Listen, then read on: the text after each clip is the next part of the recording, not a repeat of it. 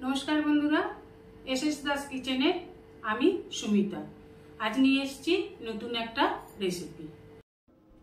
आज आमी आपनादेर साथे सम्पूर्ण नतून स्वादेर रेसिपि एकटा शेयर करते चलेछि। जानि ना आपनारा कोनोदिन एइभावे करे खेये देखेछेन किना। यूट्यूब चैनेले मने हय ना केउ आर एर आगे एई रेसिपिटा शेयर करेछेन बोले आमी प्रथम एसएस दास किचेने এই রেসিপিটা শেয়ার করছি। নিয়ে নিয়েছি 4টে শসা আর নিয়ে নিয়েছি 200 গ্রাম মাছের ডিম, রুই মাছের ডিম। নিয়ে নিচ্ছি একটা পেঁয়াজ কুচি, নিয়ে নেব 2-3টে রসুন কুচি আর নিয়েছি 2টো লাল কাঁচা লঙ্কা কুচি। দিয়ে দেব 1 টিস্পুন গরম মশলার গুঁড়ো, দিয়ে দেব বড় চামচের 1 চামচ লাল লঙ্কার গুঁড়ো আর দিয়ে দেব 1 চামচ হলুদ গুঁড়ো আর নিয়ে নিয়েছি ধনেপাতা কুচি। এগুলোকে খুব ভালোভাবে মাছের ডিমের সাথে ভালোভাবে চটকে মেখে নিতে হবে। এইভাবে ভালোভাবে মিশিয়ে মেখে নেবেন। দেখুন এইভাবে মেখে নিতে হবে। এবার হাতটাকে ভালো করে পরিষ্কার করে নিয়ে 10 মিনিটের জন্য ঢাকা দিয়ে রাখবো, যাতে ডিমটার মধ্যে সমস্ত মশলাগুলো খুব ভালোভাবে মিশে যায়। ঢাকা দিয়ে রেখে দিলাম। এবার 4টে শসা নিয়ে নিয়েছি। শসার সামনের দিকের মুখের অংশটা এইভাবে একটু কেটে নিতে হবে।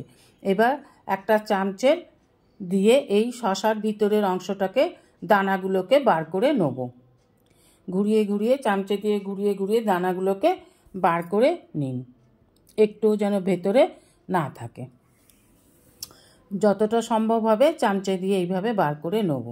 এবার একটা ছুরির সাহায্যে এইভাবে শসার ওপরে খোসাটাকে অল্প অল্প করে ছাড়িয়ে নিই, নুন মাখিয়ে নিই। এবার দিয়ে দেবো মাছের ডিমে। মেখেছিলাম যখন লবণ দিইনি, এখন লবণ দিয়ে দিলাম। আগে লবণ দিলে অনেক জল জল হয়ে যেত, কেন পেঁয়াজ দিয়ে ধনেপাতা দিয়ে জলটা রিলিজ হয়ে এটা অনেক পাতলা হয়ে যেত। এবার ভালো করে লবণ মাখিয়ে নিয়ে শসাতেও লবণটা ভালো করে মাখিয়ে নিয়েছি। এবার এই মাছের ডিমটা পুর হিসেবে ওর মধ্যে ভরে দেবো। ভালো করে চেপে চেপে পুরটা ওর মধ্যে ভরে দিন। এইভাবে ভরে দিতে হবে, চেপে চেপে ভরে দিন। এবার শসার যে সামনের অংশটা কেটে রেখেছিলাম ওটাকে বসিয়ে দিন টুপির মতন। এবার টুথপিক দিয়ে খুব ভালোভাবে গেঁথে দিন, যাতে মুখের অংশটা খুলে না চলে আসে। এমনভাবে আটকাবেন যেন আটকে থাকে। এইভাবেই সমস্ত শসাগুলোকে রেডি করে নিতে হবে।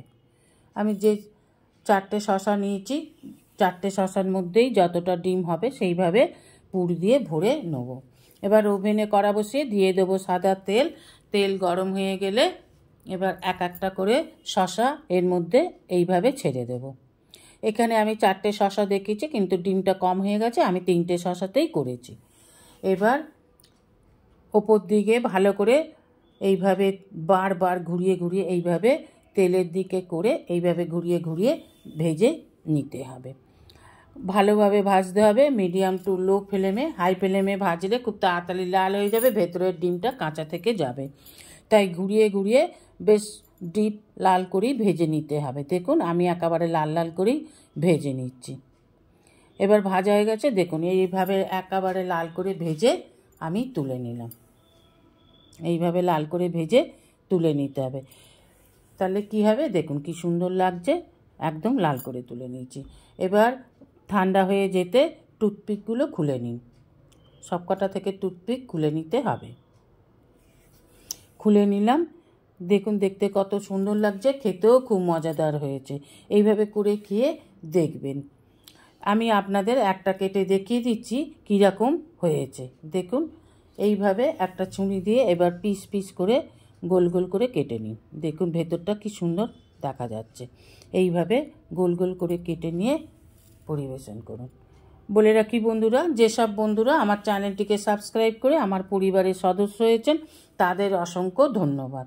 যারা এখনও আমার চ্যানেলটিকে সাবস্ক্রাইব করে আমার পরিবারের সদস্য হননি তাদের কাছে অনুরোধ রইল আমার চ্যানেলটিকে সাবস্ক্রাইব করে আমার পরিবারের সদস্য হবার জন্য। বন্ধুরা, রেসিপিটা যদি ভালো লাগে অবশ্যই একটা কমেন্ট করে জানাবেন। যদি ভালো নাও লাগে তাহলেও এক কমেন্ট করে জানাবেন। আর অনুরোধ রইল রেসিপিটা একবার করে খেয়ে দেখবেন। আমার তো খুব ভালো লেগেছে, আশা করি আপনাদেরও ভালো লাগবে। এবার 1 প্যাকেট চাট মশলা নিয়ে নিন আর ওপর থেকে খুব সুন্দরভাবে ছড়িয়ে পরিবেশন করুন। গরম ভাতের সাথে খান, বিকেলে স্ন্যাক্স হিসেবে খান। আপনার অমূল্য সময় দিয়ে রেসিপিটা সম্পূর্ণ দেখার জন্য আপনাকে অসংখ্য অসংখ্য ধন্যবাদ। রেসিপিটা ভালো লাগলে অবশ্যই একটা লাইক, কমেন্ট, সাবস্ক্রাইব করার অনুরোধ রইল। পাশে থাকা বেল আইকনটিতে ক্লিক করে দেবেন নিউ ভিডিওর আপডেট যাতে সবার আগে আপনার কাছেই পৌঁছে যায়। নমস্কার, আজ এই পর্যন্তই। আবার দেখা হবে নতুন একটা রেসিপির সাথে নতুন একটা দিনে। ভালো থাকবেন, সুস্থ থাকবেন, সঙ্গে থাকবেন। নমস্কার।